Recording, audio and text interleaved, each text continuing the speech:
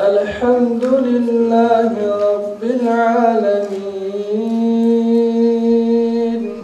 Чтение Корана и многократное вставание собравшихся в честь возвеличивания Аллаха. Так началась 5-я международная научно-практическая конференция «Идеалы и ценности ислама в образовательном пространстве 21 века». Каковы состояние и перспективы исламского образования в России и как защитить общество от религиозного экстремизма? В обсуждении этих вопросов приняли участие представители духовенства, деятели науки, образования и культуры из мусульманских центров Азии, Африки и Европы, представители органов власти, ректора и сотрудники исламских и светских учебных заведений, заместители глав администрации всех муниципальных районов и городов.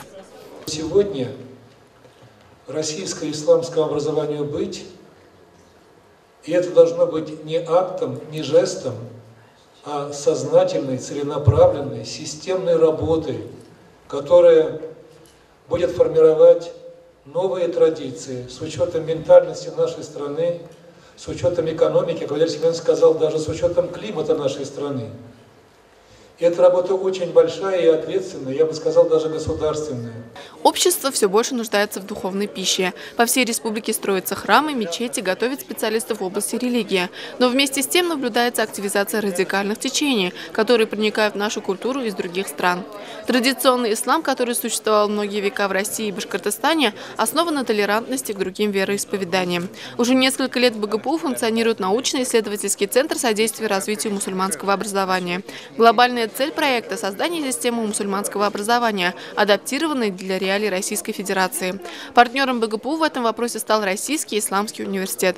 Перед ними лежит общая задача по подготовке высококвалифицированных кадров на основе мирного ислама. Пророк Мухаммад, саллаллаху алейхи вассалям, говорил: «Аль-муслиму я'ляфу ва ю'ляф». Мусульманин и приручает, и приручается. Он везде должен быть своим. В любом обществе. Вот это отличает традиционный ислам от нетрадиционного. Получение знаний – основная обязанность мусульманина. Знания лишь укрепляют веру, а идеалы и ценности ислама мало отличаются от других традиционных конфессий. Мы, как и вы к нам, возлюбленные братья-мусульмане, имеем уважение, любовь.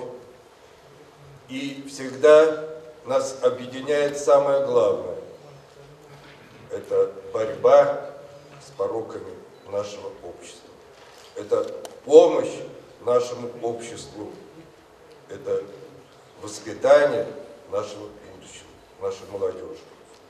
Воспитание и обучение их вере в традиции наших отцов и предков.